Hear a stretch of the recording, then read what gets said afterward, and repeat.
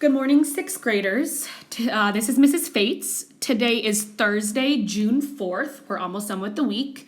And today we are going to do a video on putting rational numbers in order. When you have finished watching this entire video, Miss Henderson and I would like you to complete the questions on Microsoft Forms found in Schoology.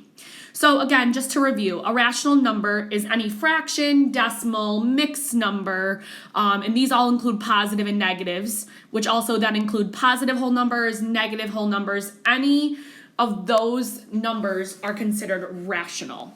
And then your goal at the end of this video is to be able to put rational numbers in order from smallest to largest or least to greatest, vice versa. And I think a number line really helps us when we're putting values in order. So the first example we're going to look at is there's already points plotted on this number line. We need to be able to identify the value of these points, and then we're going to order them. So to start off really simple, I think everybody can automatically see that point C has a value of 2. I know that now if I look at B, well, I'm looking at the numbers between 0 and 1, or 0 and negative 1, because I'm going to the left of 0, and anytime I'm going to the left of 0, that's going to be in the negative direction. So I know that B is halfway between 0 and negative 1. So now when I'm looking at this, some of you already know, well, that's going to be negative 1/2. But I could go ahead and label these. If I'm cutting this up into slashes, there's 4 equal slashes in between 0 and 1. So I know this is going to be negative 1/4. This would be negative 2/4, which you can simplify.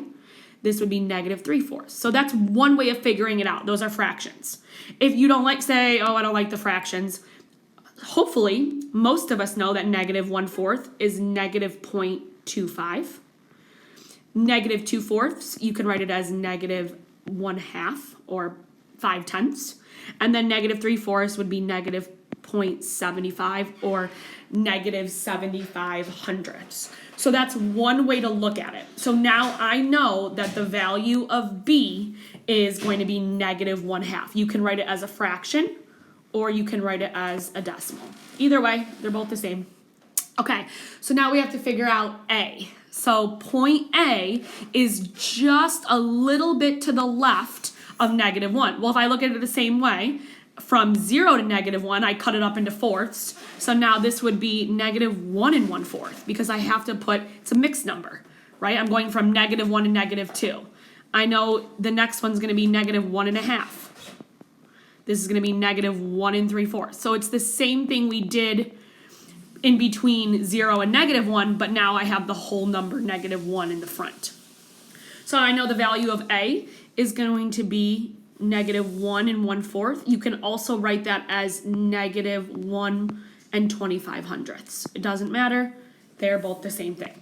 So now if I have to order these values from least to greatest, the number line is perfect because if I'm heading the further and further right I head, going this direction, I know that I'm getting larger. So I can just go right from A to B to C. I know A is the smallest, B is the second smallest, and C is the greatest. Okay? They're not all going to be this easy. This one we started off nice and basic so we could just figure out order. I know C is also positive. You know that any positive number is always going to trump a negative number. That means it's always going to be greater than. All right, let's look at another example. So now I've got these numbers. They are not in order, but it might help me. I'm actually going to go back up to the same number line that we did up here. I'm going to use a different color, and it's going to help me to determine these values in order, and I'm actually going to plot them. So I'm going to plot D. I know D is 1 5/10. I know that's halfway between 1 and 2. So I'm going to put a D here. Okay. I also know that's positive. So I automatically know if I look here, process of elimination, I've got a positive number here, I've got a positive number here. So I know 3, it's not going to be on this number line. If I were to extend it, I know 3 is going to be over here. So right away, and that's point G, I'm skipping around. So I plotted D and G So now I have to plot E and F. Well, E is going to be negative 3/4. Oh, I already have that listed if you look closely. It's already the values there. I just have to put the point. So that's E. Okay.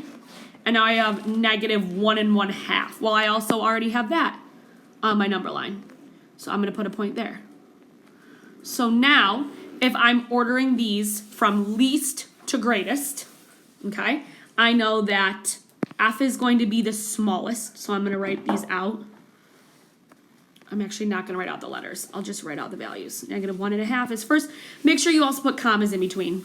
So I've got negative 1 1/2, then I have negative 3/4, which was E, and I know that 1.5 comes next because it's smaller than 3, and 3 is my largest. So again, we're ordering. I think a number line definitely helps you. If you choose not to use a number line, that's your call. But if you're stuck, sketch out a number line and plot the points and see where they fall. Remember, anything to the right of 0 is always going to be positive. Anything to the left of 0 is always going to be negative. As you're moving closer and closer to 0, you know you're always getting larger. All right, let's look at the next example. We got a couple more. So now we're putting the following numbers in order, again, from least to greatest. We always have to read the directions because it might change. Okay, I've got, looks like 6 points. So I'm actually going to plot these on the number line. A is super easy. I'm going to make it a little bit bigger so we can see it. Okay, I plotted A. B, 1/3.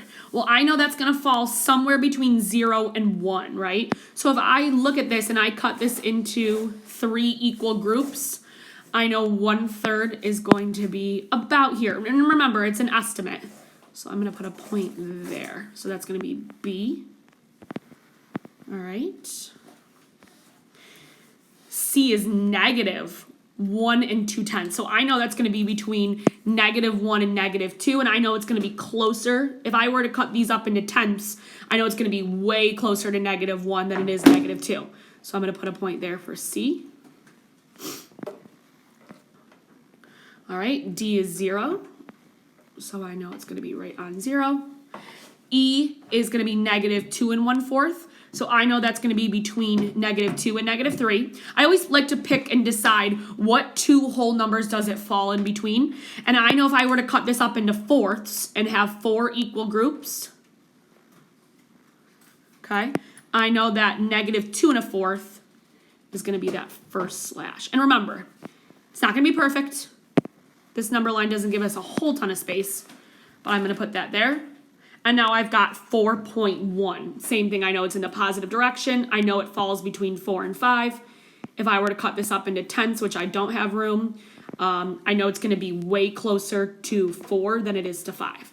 All right, so now that tells us from least to greatest, let's put them in order, right? So my first one is going to be E. I'll just write the letters for this because I'm running out of room. Then I'm going to go C, which is negative 1.2. Then I'm going to go D, then B, F, A. And there's my order. All right, example 4. Now we don't have a number line, and I'm still going to put things in order from least to greatest, so smallest to largest. So right now, I'm going to do process of elimination. I'm going to get rid of any negatives because I know they're always going to be smaller than a positive. So right now I have a negative 2. I know that's going to come first. Okay. Now, let's see. I've got 2 1/2. I've got 3, and I've got 10/20ths. I know 10/20ths. If you divide the top and the bottom by 2, I'm sorry. If you divide the top and bottom by 10, I know that's going to give me 1/2. All right, so I know right now that the smallest number out of the rest of the values given, I know the next smallest is going to be 1/2. And now I have between 2 1/2 and 3. Well, I hope we all know that 2 1/2 is smaller than 3. So there's my order. And again, if you need to draw a number line, go for it. It might help. Sketch it out. All right, 2 more examples. So same thing. I've got 4 cards. I'm ordering now. Be very careful because this is what's going to show up on your assessment on Friday. Make sure you pay attention to the wording. Now we're ordering from greatest to least, not least to greatest. So I need my largest number here. Process of elimination, I have, I have two positive numbers, right? But I should know, and if I were to line up these decimals over on the side, I know 5 is really 5.0, and I have 1.8. I know if I look here in my ones place, I know that 5 is larger than 1. So I know obviously 5 comes first, okay? Then comes 1.8. And now I've got -1 and I've got -3 and 9/10. Well, if I think of a number line in the negative direction, so I've got 0, -1, -2, -3. I know instantly that -1 is closer to 0 than, if I keep going here, here's -4, then -3 and 9/10. -3 and 9/10 is going to be super close to -4, correct? So if I'm going from greatest to least, I know -1 is going to come next. And then is going to be -3 and 9/10. -3 and 9/10 is further away from 0 on a number line. All right, last example. Here we go. I'll just pick a different color. So now we're going back to, and I know it's hard to see this after I wrote over it. Now we're going back to least to greatest. So what is my smallest value? Well, I know it's going to be a negative number. So right now I'm just going to put underline the negatives that I see. So I know that the negative number that is the furthest away from 0 on a number line is -15. So that's going to come first. Cross it out. Then is going to come -0 and 84 hundredths, or -0.84. Okay, and now I've got 3 positive numbers. So which one is the smallest? I know if I were to line up decimals,